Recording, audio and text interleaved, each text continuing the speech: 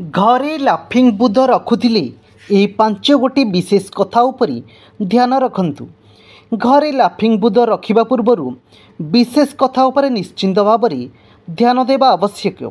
यह घरे रखिबा द्वारा व्यक्तिर भाग्य बदली जाए। घरर सुख समृद्धि और लाभवान हेबा पई लाफिंग बुध रखिबा अत्यंत शुभ माना जाए। आजिकाली वास्तुशास्त्र घरर साजसज्जा ऑफिस आदि रे लाफिंग बुध रखिबा साधारण हो गलानी।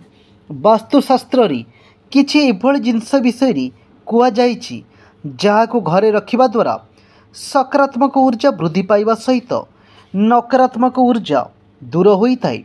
वास्तुशास्त्र विशेषज्ञ अनुसार घरे रखा जाउथिबा प्रत्येक जिनस सठिक स्थान रे रहिबा शुभ होइथाय। जदि घरे सठिक स्थान रे जिनस न रहे ताहले वास्तुदोष उत्पन्न होइथाय। यह द्वारा परिवार प्रगति रे बाधा उत्पन्न होइथाय। घरे लाफिंग बुध रखिबा पूर्वरु किछि विशेष कथा उपरि निश्चिंत भाव में ध्यान देवा आवश्यक। यह घरे रखिबा द्वारा व्यक्तिर भाग्य बदली जाए। घरर सुख समृद्धि और लाभवान हेबा पई लाफिंग बुध रखिबा अत्यंत शुभ माना जाए। यह सहित घरे सकारात्मक प्रभाव विस्तार होइथाय। लाफिंग बुध रखिबा पूर्वरु किछि विशेष कथा उपरि ध्यान दियंतु।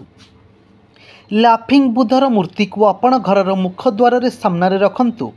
कहिबाकु गले एहाकु 30 बा 32 इंच उच्चतार रखिबा उचित।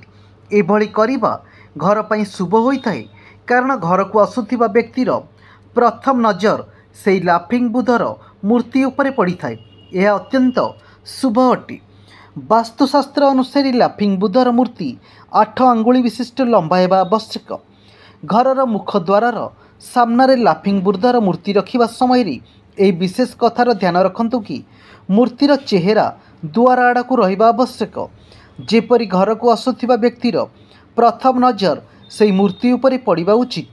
लाफिंग बुधर मूर्ति एक पवित्र मूर्ति अटे, तेणु एहाकु केबे मध्य शोइबा कोठरी, डाइनिंग रूम एवं रोषेई घरे रखिबा उचित नुहे। एभली करिबा द्वारा घर प्रति विपद आदि आसी थाए।